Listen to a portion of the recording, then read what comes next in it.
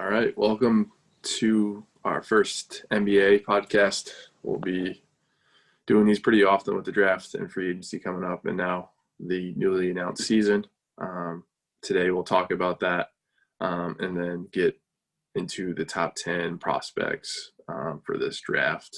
We'll go through the top 10 consensus through ESPN, and then we'll talk about how wrong that is. So stay with us and we'll get right into that. Yeah, we pretty much have an entirely different top 10 than probably anyone you've seen. So we'll tell you what we think about the current top 10, give you a little bit of our top 10, but mostly just talk about some players that are common coming up right now. We have, just over 2 weeks to the draft, or under 2 weeks? Yeah, I think we're 18th? What the heck day is it? It's the 7th, so I think we're getting 11 close days. to that. So yeah, it's coming up soon. Then free agency starts right after. We're not going to hit too much on that here, but we'll tell you the breakdown of the NBA season start and end and where that all fits, and then the draft. All right. So on what was it yesterday, which was the 6th, the NBA announced the NBPA agreed to a new season starting on December 22nd.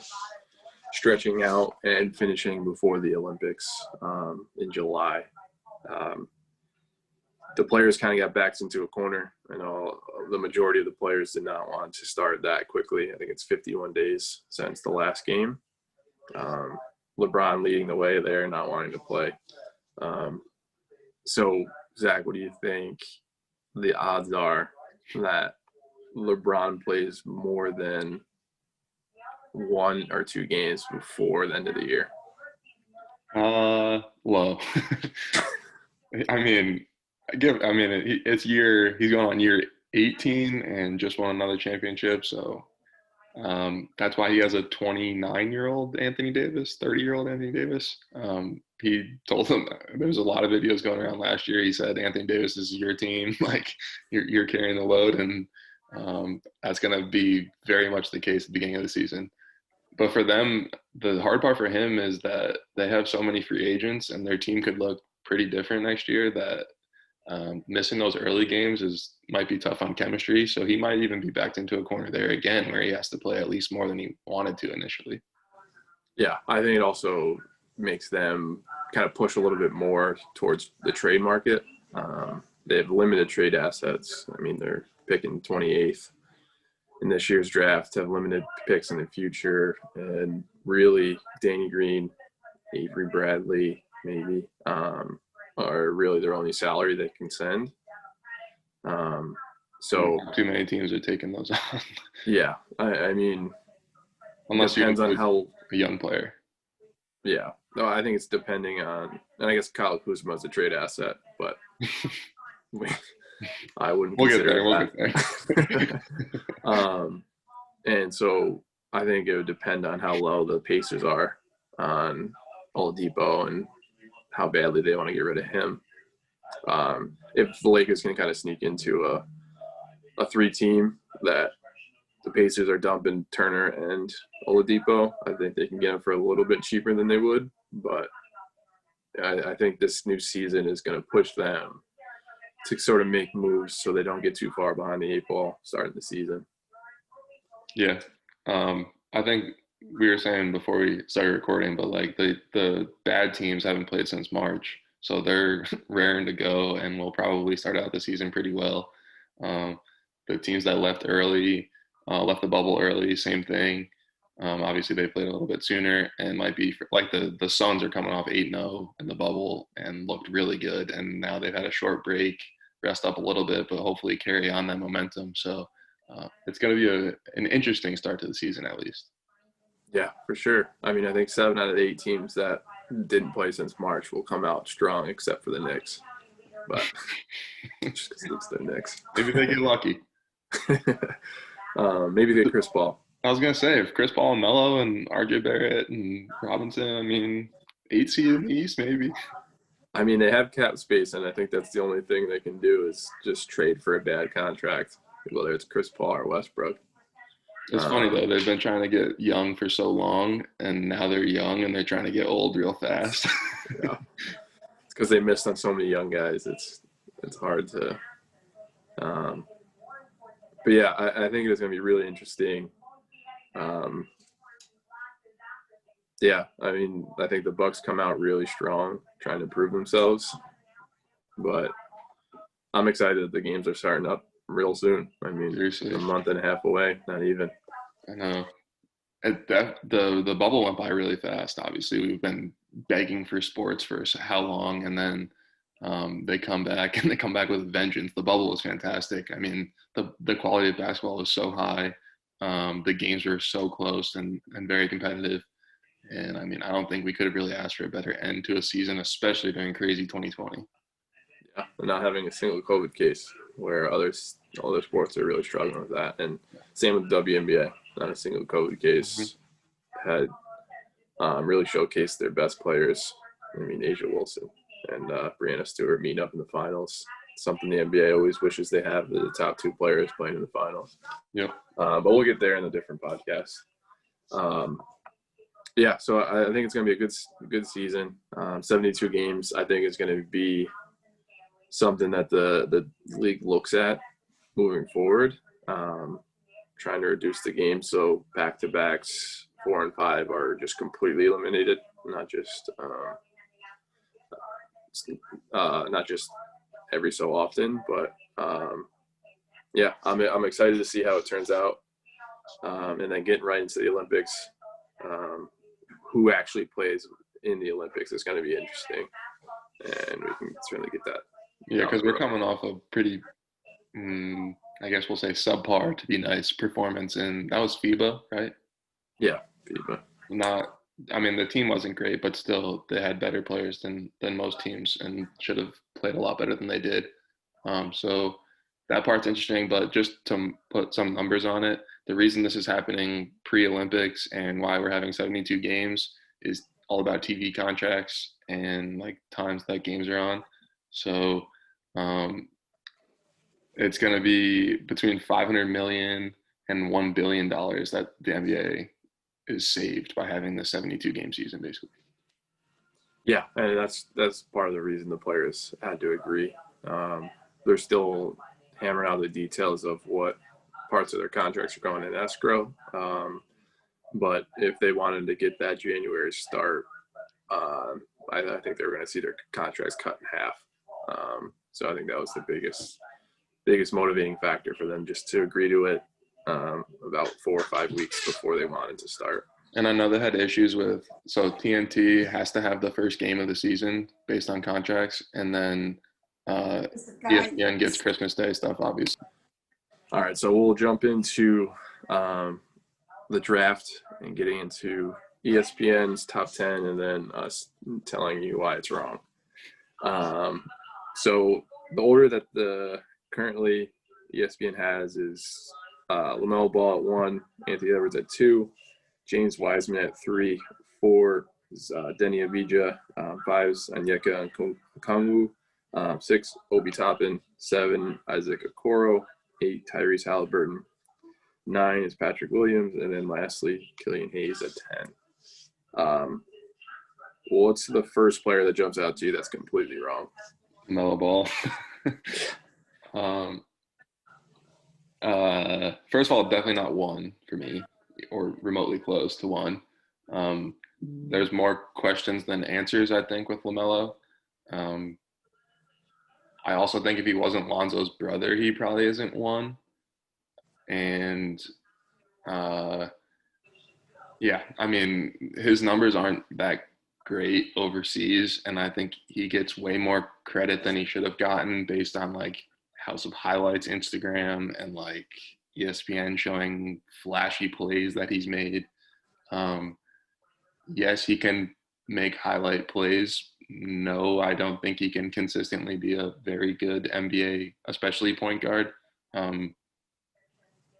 He will play well in like up tempo sometimes, I think, sort of like Lonzo kind of flourishes when the pace is high. But Lonzo's a much better playmaker, and his basketball IQ, I think, is higher than Melo's is right now. So with the lack of a jump shot, the complete lack of defense, really, and just the questionable decision making at times, to be first in this draft either tells you this draft is really horrendously bad or people are wrong. And I don't think the top of this draft is particularly great. I think the bottom of the draft is better. But he's not one really no matter what in my mind. Yeah, couldn't agree more. Just to put some numbers, last season in league play, so they only played 12 games last season because of COVID. Played about 31 minutes a game, got up 17 shots. Never going to be an issue. Shot attempts will always be there. Overall, shot 37.5% from the field. Got up to 7 threes a game, shot 25%. From the free throw line, shot a little bit better, but somewhere where he needs to drastically improve if he's going to be a leading playmaker. Got there 4 times a game, shot 72%. So some people will see that as signs that he can grow as a shooter. But if we look at his form, something that needs to be completely overhauled. Really uses more of a slingshot type motion where he's trying to throw the ball rather than shoot it. Very low, so it takes away his size at the position of being 6'7". He's shooting the ball like he's 6'3". And then when you look at rebounding numbers, he rebounded the ball well, 7.6. Similar to the NBA, the NBL, the National Basketball League in Australia, has a lot of guys leak out. No one crashes the offensive glass. So with him getting 6 rebounds from the defensive glass, that's sort of expected from someone that's trying to get the ball all the time. And then assist, had about 7 assists a game, which again, great numbers in that aspect. Can really pass the ball well at times, and then turn the ball over about 2.5 times a game. So, I mean, he has a good assist to turnover ratio. Makes sense why people see that, like, the flashy passes and think he can be a good playmaker at his size. I just think he's an average athlete at best. Ball handling skills are not there for NBA. A lot of times gets picked because he dribbles high. He's not very flexible, so he's always standing up pretty high. And it's just not a tight handle. I think that also comes with strength. So that's my biggest concerns with LaMelo Ball. I don't see a path to his success, especially right away. His success currently is him having the ball all the time, where he can make plays about 50% of the time. So him at number 1 is just, I think, completely wrong. If I'm in the lottery, I don't touch him. I would rather have him go to an established playoff team that has someone strong in the position that you can completely rehaul his shooting form, have him play in the G League. But again, with his history, I don't know how well he'll take that, and especially taking into account his father.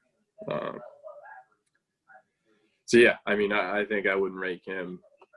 Certainly wouldn't rank him in the top 14. But I think it's a very specific fit for him. Not to trash Australian basketball, but like we're talking about a league that Andrew Bogut, I think, was the most recent MVP. So there's good players in Australia. Like, don't get me wrong, Melo Trimble is one of my favorite college players, and was playing in Australia and was playing pretty well.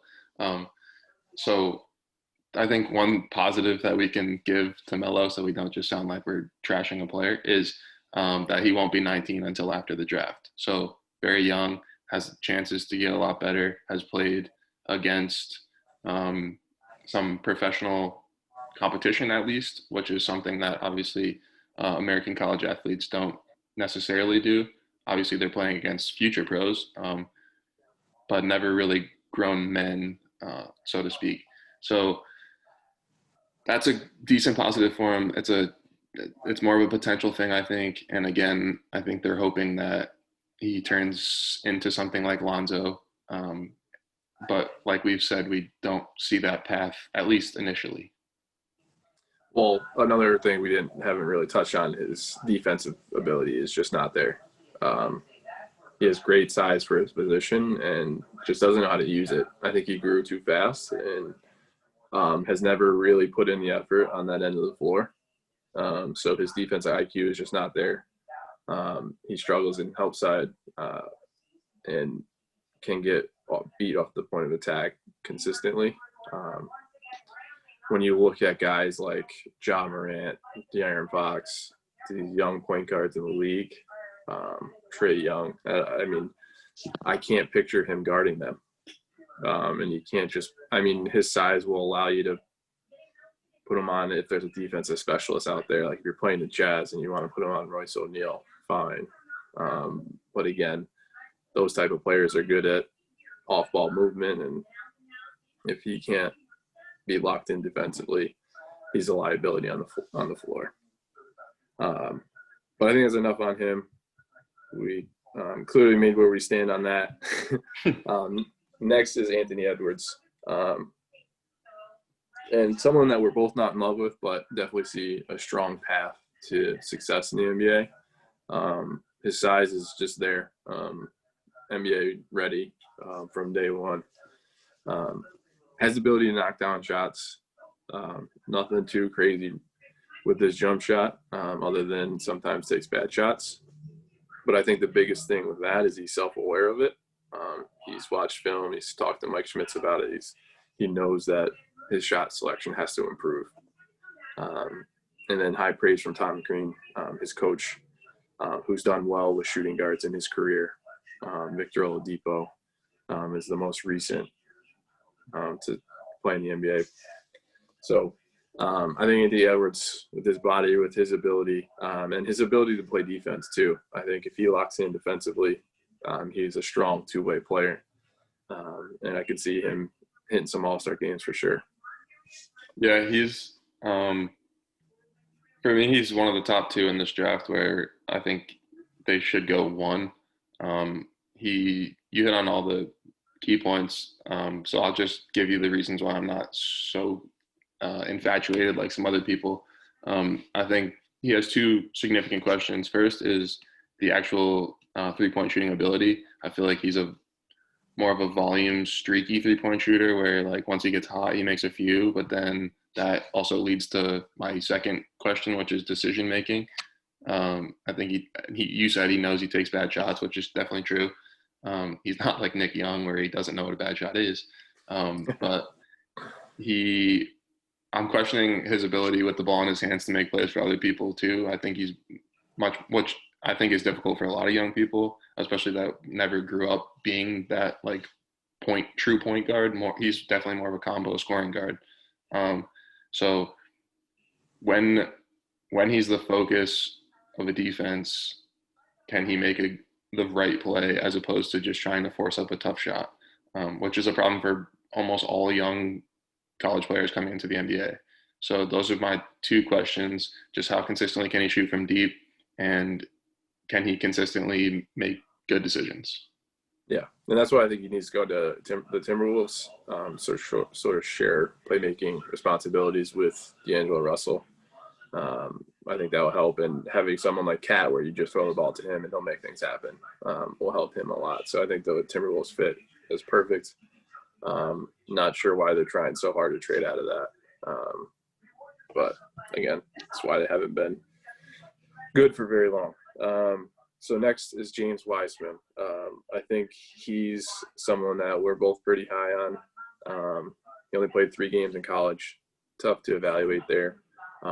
Something that's easy to evaluate is size and athletic ability. It jumps off film immediately. You know who he is right away.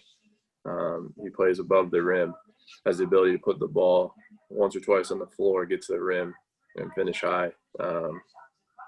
Has the athletic ability to defend. Not going to ever be top 5 in shot blocks in the league, but he's someone with athleticism that can alter some shots. Um, and he's someone that I think he's going to continue to develop and play pick and roll defense pretty well. You can throw him in drop coverage, absolutely. And he can use his athletic ability to recover at the rim or contest the pull-up jumper. So I really like his fit in Golden State, especially. And I think they do too. But he's someone that has a clear skill set, and it will impact the NBA right away. Yeah, I think the Warriors fell into the absolute perfect situation for this. Like, it was a question whether they were going to try to add another star or what they were going to try to do. And now they get all their stars back and healthy and can possibly add James Wiseman, who, in my opinion, has the best potential future in this draft. Well, out of the top of this draft. I think for him, a lot of people question his, I guess, I don't want to say desire, but like his motor, his energy at times. You can see why. I mean, he's been naturally probably the best player on the floor since he's ever started playing basketball, and he's a monster at 7, a little over 7 feet probably when he truly grades out. So for me, his offensive touch really is there. He's one of these new age centers where he can handle the ball. He can shoot it a little bit. I think he can shoot it better than he showed, at least. And it's just a really difficult matchup. So if he wants to, I think he can be as good as anybody in this draft. Absolutely. Yeah, he definitely has some clear development areas, and I think that's just the theme of this draft. There's no one that's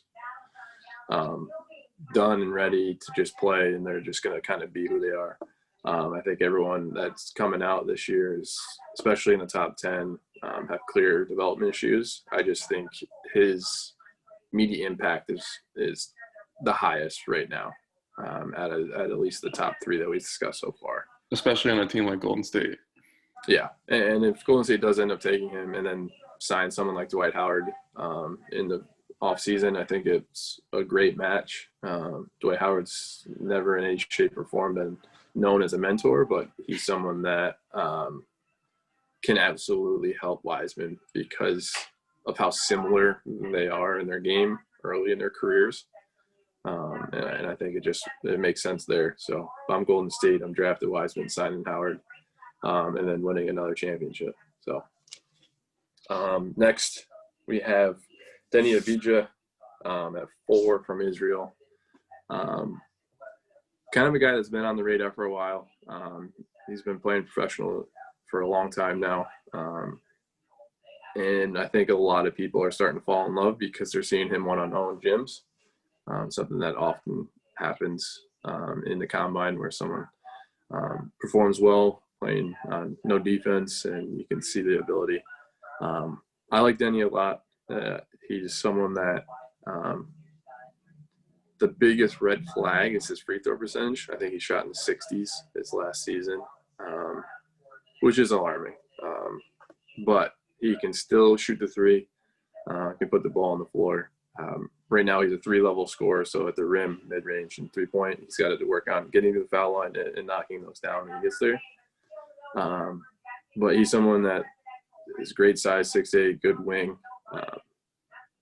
Strong enough, he's putting on muscle, so I think he can jump in defense right away. Never going to be an all-defensive player, but someone like Bogdanovich, I think he can see in that kind of mold where he's kind of a net 0 on defense, and then on offense can help you. But I think he's a little bit of a project, at least right away. Yeah, I think he's interesting because for so long, European, or honestly any foreign player was questioned. Really, I guess, at least in my lifetime, it goes back to Darko not having the greatest career. He was still fine, but to go ahead of the guys he went ahead of is probably didn't help the Europeans and foreign players in the draft at all. But obviously, recently we have Luka, who's taken the league by storm. I think if someone tries to compare Deni to Luka, that's a little bit of a stretch. I think Deni his size and his ability to make plays is probably what's going to draw teams to him the most. You said he needs to be a better shooter. Uh, according to Gavoni, over a long sample size or a large sample size, he shot 58% from the free throw line. So, and he also talks about how every time you've seen him shoot, it's always been a different shooting style. So that's also concerning for me. I hate when someone changes something every other day. At some point, you need to find something that you feel comfortable with and just work on it. As long as you're not shooting like with the wrong hand or whatever. So, Tristan Thompson. yeah, um, he.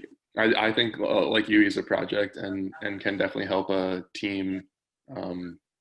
But there's more questions than answers with him also, I think. So this is like a multi-year, like maybe in 3 or 4 years he can be a really, really, really good player for somebody. Yeah, and it's hard to pinpoint who's going to take that project on. I think Chicago is trying to push for the playoffs, even though he kind of fits a little bit of a need. We still kind of don't know with Otto Porter being injured for so long. And then Chandler Hutchinson played a lot better at the end of the season, before COVID. So just seeing where they are on the wing is interesting. And I know they want more of a playmaker because right now Kobe White is more of a – he's getting attacked by a bug here. Kobe White is more of a shoot first. Then you got Chris Dunn, who's just a defensive, same with Shaq Harrison. So just – I know those are the two needs, so I don't see Chicago taking that swing. And then Cleveland is kind of throwing mixed messages as well. Think they can make the playoffs as well. But I think that would be a good fit. It's easy to make that kind of Chetty Osman comparison, but I think that would be kind of his floor. So, yeah, definitely a project, but someone who could really have a high ceiling. But then that brings us to Onyeka Okongwu, center out of USC. He's someone that a lot of people are really high on. Coming freshman out of USC, has great athletic ability. I've seen quite a few Bam Adebayo comparisons. I don't necessarily see it other than like they are similar sizes. They look the same. Yeah, they're similar that way. But what I think Okongwu is, I think he's going to be what people thought Bam was going to be. I think athletic center, attacks the rim off pick and rolls, good defender, good rim protector, and that's really it. I mean, he's going to be a plus player for sure. Defense is going to be great. He's not going to be an offensive liability. I think he's got good form on a shot. He's never going to be shooting threes, although we're seeing footage of Andre Drummond being a stretch five now. Yeah, because his contract's getting hit significantly in terms of value at this point. We can get to that in another pod. But I think he's someone that can knock down free throws, so you're not going to have to sub him out in a close game. So I think he's your prototypical modern five. And I think he's going to have a ton of value. Like Wiseman, I think he can make an impact right away, especially on the defensive end. But yeah, he's someone that I really like, and I think any team can draft him, and he fits right in. Yeah. So without giving too much away, we have a slight inside source at the NBA level, who you will meet. But this player was very high on a team that's picking number 6, was very high on their list, especially pre-Clint Capella. At this point, they have a few centers now with Capella and Dedmon and Bruno Fernandez. You probably know who I'm talking about at this point, Bruno Fernando. So he, in NBA circles, is pretty high. He's a little bit smaller than I think people would like. I think he's listed at 6'9", but he's physical, so he makes up for it. The Bam comparison for me is not really close.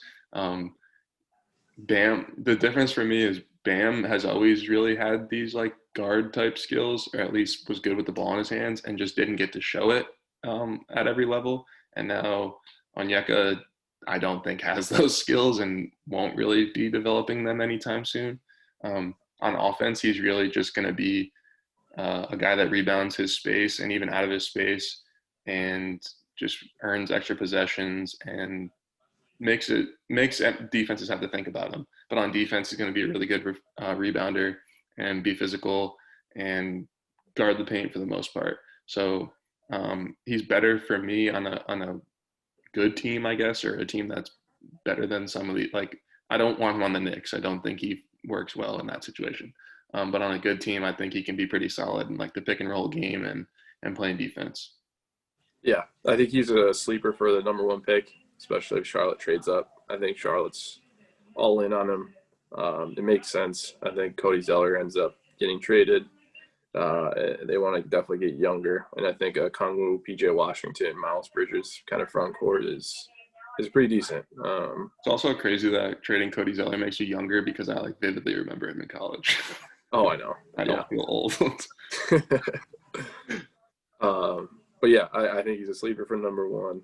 But yeah, he's going to have an immediate impact for sure. So that brings us to 6, Obi Toppin. Again, he's someone that kind of falls into that LaMelo Ball field for me. His weaknesses are just so glaring, and they don't translate well into the NBA. So, National Player of the Year, someone who cannot take away what he did in college. Absolute stud in college. Was really a perfect fit for Dayton. With all that being said, his defense is just so bad. He plays like he's on stilts, especially in the pick and roll. Well, based on the way his body looks, he is on stilts because his chicken legs are really a big upper body. Very, very golf tee shape. But yeah, just pick and roll defense. He gets his hips turned every single time. Almost olays to the rim, and just doesn't have the shot blocking ability or recovery speed to even get a contest at the rim. So anytime he's in the court, he's going to get targeted every single time. And I think that's challenging because that puts a lot of pressure on you to perform on offense, to put on the floor. And on offense, I mean, he's not great back to the basket. He sort of uses his quickness and athletic ability in the college game. Runs the floor really well, can get buckets there for sure. But that would have to mean he goes to an up-tempo team. And there's not a ton of those in the league. So, yeah, I mean, his weakness is defensively, and then just not a great rebounder, not a great passer. So, and I'm not convinced his set shot is that impactful in the league. I mean, you can plug him in the corner, but then why do you have him on the floor if you can't do anything on defense? So I'm very low on him. I don't see the impact he's going to have in the NBA. Yeah, I think he's a off the bench, second unit, like 10 points a game scorer at absolute best at this point. And to be sixth, probably not. That doesn't really equal. I think I said this to you before, but for me, he's like, I guess, best case scenario, he could be like a Kuzma on the offensive end, not on the defensive end. Kuzma's a much better defender than Obi. That's saying something. Yeah. You hit it. Like he's a tough shot maker at times. He runs the floor really well. He's pretty athletic as a jumper, at least. He's another person that like Melo, he makes highlight plays and people fall in love with these highlights sometimes and then don't actually look at the whole basketball player. Was one of my favorite players in college, so I promise this isn't like a biased thing, but he doesn't have it defensively, like you said, and then offensively, he's never going to catch it and go by somebody. So his options now are to spot up and shoot. And again, I think he's a volume shooter. where some of those are going to go in at high clips and some he won't be able to make for a few games, or he has to get dunks and layups. And I don't think he's going to really do well finishing like through contact at the rim either. So his scoring options are limited. And again, he's a second unit player, at least early, and to be picked sixth is aggressive. Yeah. Yeah, I mean, he's a good vertical spacer, so if you throw him in the pick and roll and you have someone that's really dangerous with the ball, he can certainly make an impact there. But again, very specific situation. So I just don't see it. And if you're not a center where you're not expected to play with the ball really, and you have to rely so heavily on someone else with the ball to be in the top 10, it says something. Yeah. So that brings us to number 7, Isaac Okoro. I think he's the biggest one or the other player. Either going to be an all-star or he kind of gives me a little Ben McLemore scariness, where he has all the ability, but gets put in the wrong situation and then just can't recover from there. He's 6'6" and pretty light, but very athletic. One of probably the most athletic guys in the draft this year. Really defends well. Has to work on his jump shot. Not consistent enough right now, but definitely can get to the rim. Decent playmaker. I think he can make some solid passes, especially just on a 1 or 2 dribble drive, get feet in the paint and kick it out. I think he does well at that. But he's someone that you can plug in, be your role player initially. In Auburn, he wasn't asked to do a ton offensively, but I think he's someone that is going to be a gradual player in the NBA. Someone that's you'll forget he went top 10 because he just kind of plays like 14 minutes a game, plays defense, never going to have huge numbers, might have a couple of games where he goes off and when people are out. But what worries me with him is going to the wrong team, getting stuck behind someone and getting discouraged, and then it's hard to recover from that. So I think he has the ability, and I think he can get to all-star level, but I have a lot of worries there. I'm gonna take the easy way out here. This is might be a lazy comparison, but for me, he was already drafted last year in Chuma Okeke. It's literally the same player in my mind. Chuma might be a little bit ahead. That's the same college. Like everything is the same. They're even very similar sizes. Chuma might be a little bit better scorer. At least he was in college. And he's at Orlando, right? Orlando, yeah.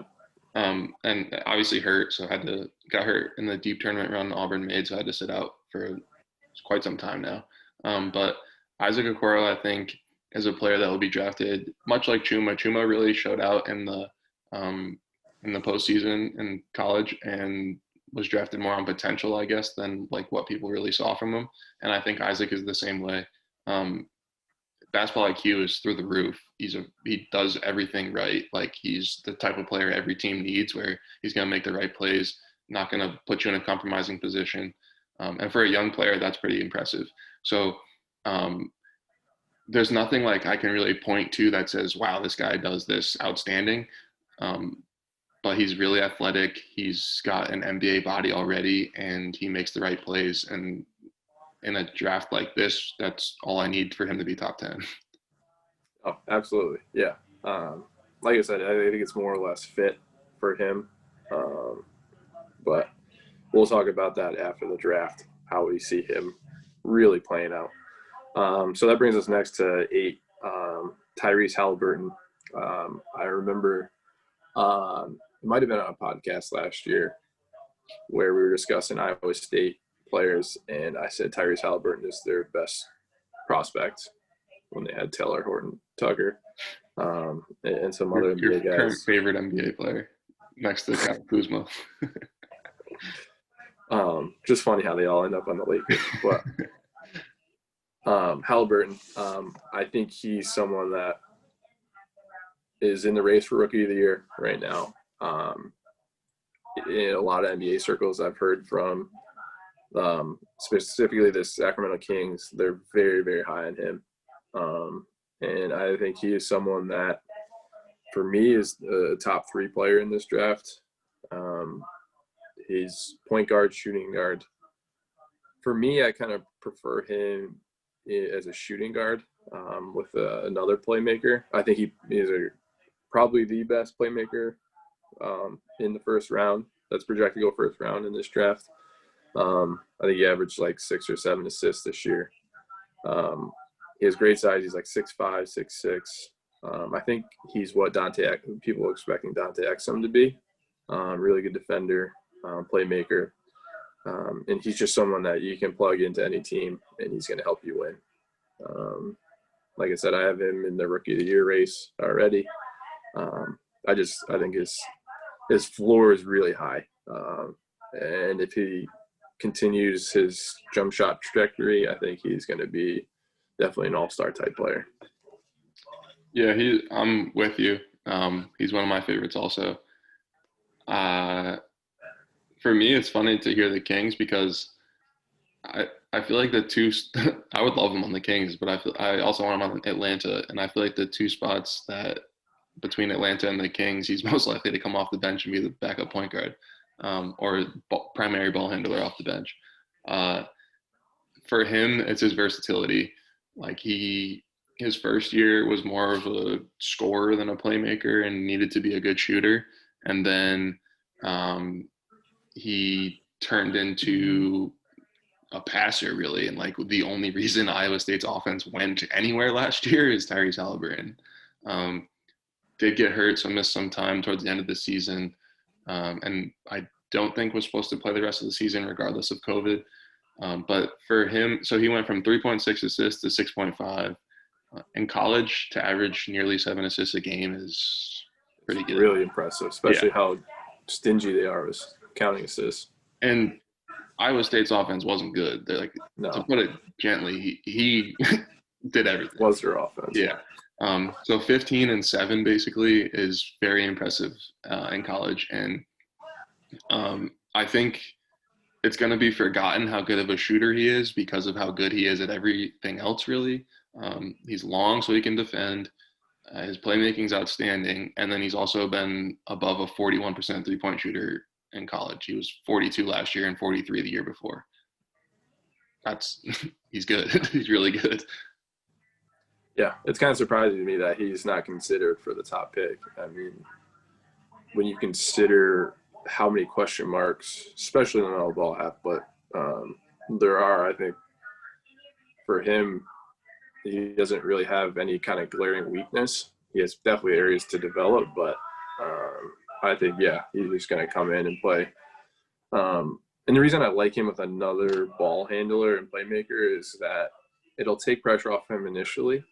And I think because he's going to be guarding 2 guards a lot of his initial time in the league, guarding guys like Bradley Beal, James Harden, that's going to take a lot out of him.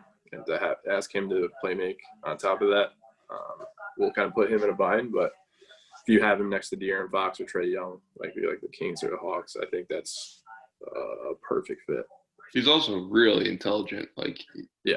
When I listen to him talk, that's the first thing that sticks out to me. And then you watch him on the basketball court, and his IQ is obviously there too. So, I mean, someone that has the ball in their hands, you want them to be intelligent in all aspects. And he checks off. I really don't have any complaints about Haliburton. I think he does everything very well. Yep, absolutely.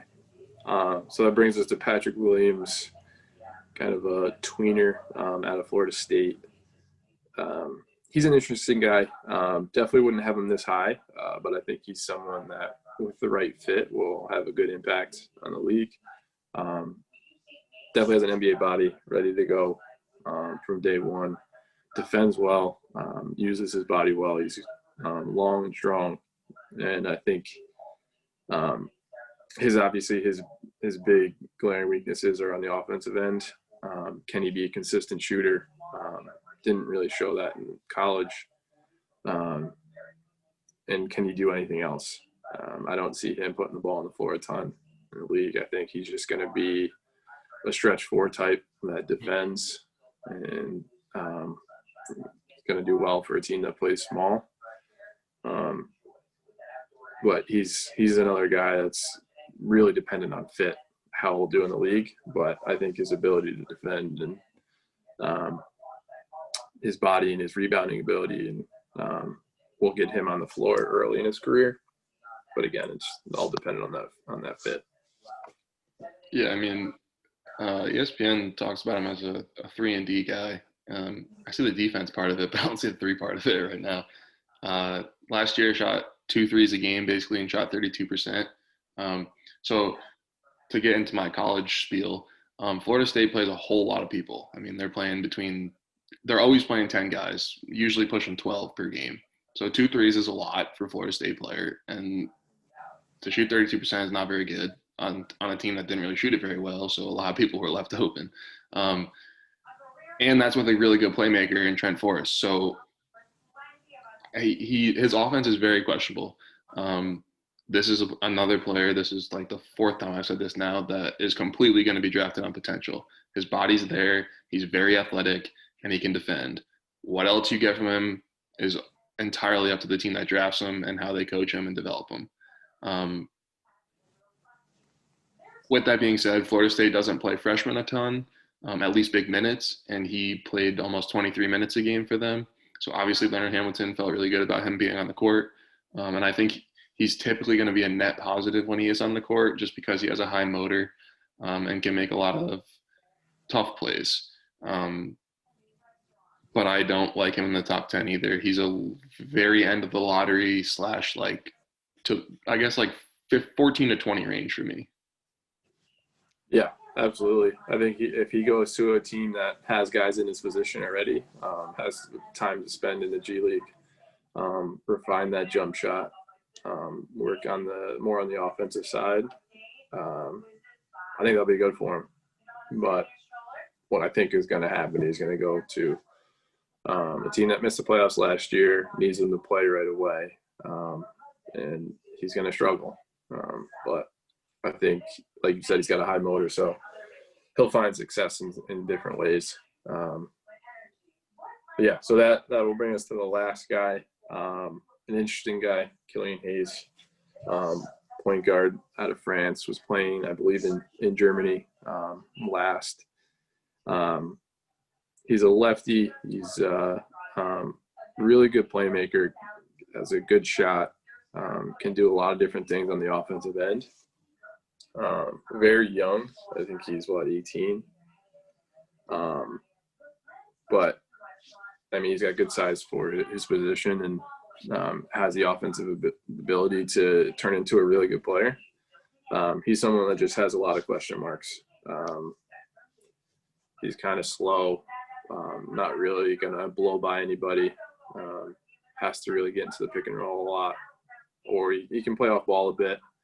And then defensively, I think doesn't have that kind of instinct or that IQ to be a shutdown defender. Has the frame, but needs to certainly fill out.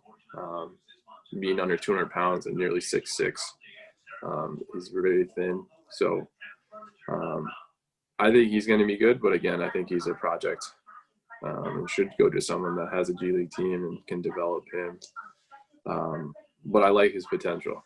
He's going to be someone drafted purely on potential. Yeah, I think he's like Denny in a lot of ways. Like good with the ball in his hands, can make plays for others. Somewhat question marks on athleticism and how he will handle like someone like De'Aaron Fox covering him, Drew Holiday covering him. I think that he had has some turnover problems. Mike Smith said he turned the ball over on almost 25% of his possessions. So that's somewhat concerning. But again, young players tend to turn the ball over more. And he was a young player playing against pros overseas. So also think he's a project, more of like a secondary playmaker off the bench, at least initially, and not playing major minutes would probably be the best thing for him, at least early on. Major Yeah, minutes on the NBA level. I mean, like obviously yeah, play a lot in the G League, and yeah. And it's got to be a team that actually uses them. So uh, I think he's gonna land somewhere that, like, he's projected, I think, a lot to the Knicks. They have the Westchester Knicks. Not great at using him. I think a prime example of that is Alonzo Trier. He's up there, but he's not playing for the Knicks. So why isn't he down with Westchester? But I really do think him playing in the G League for a year, or at least maybe staying over in Europe playing for a year, to develop his body a little bit more and get him ready for the league, will do him a lot. So that's the top 10. They're ESPN's not top 10, as I like to call it. So by my count, I would say we take LaMelo out, Obi out, Patrick Williams out, maybe Killian out. So that's 4. Any others you would take out? I would move Okoro down a little, I think, but I wouldn't take him out.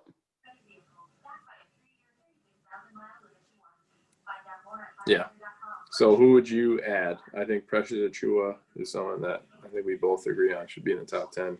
Yeah.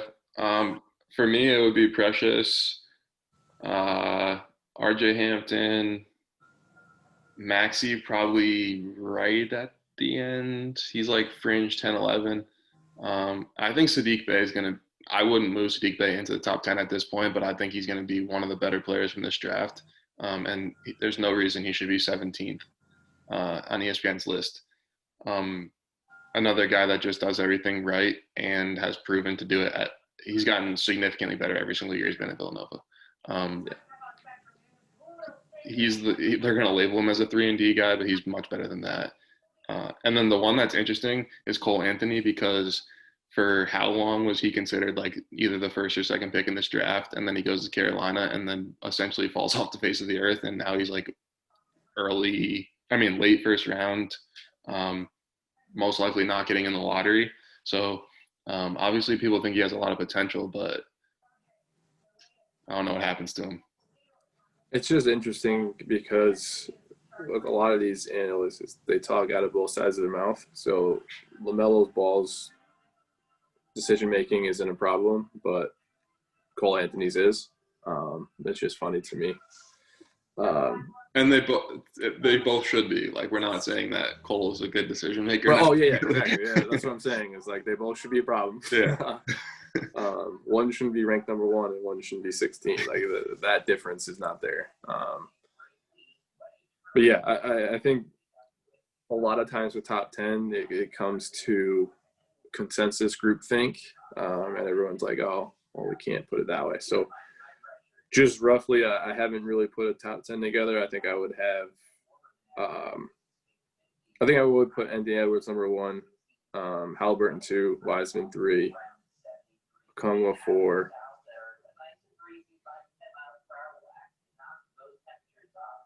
Then it's just a mess, I think.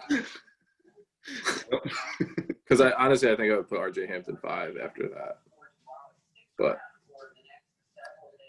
yeah, so I mean, top 3 seems obvious to me, at least, and I think to you too, with Edwards, Wiseman, and Halliburton. Beyond that, yeah, good luck.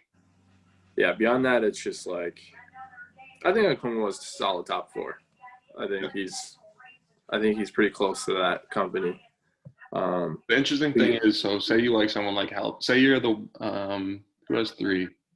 Charlotte.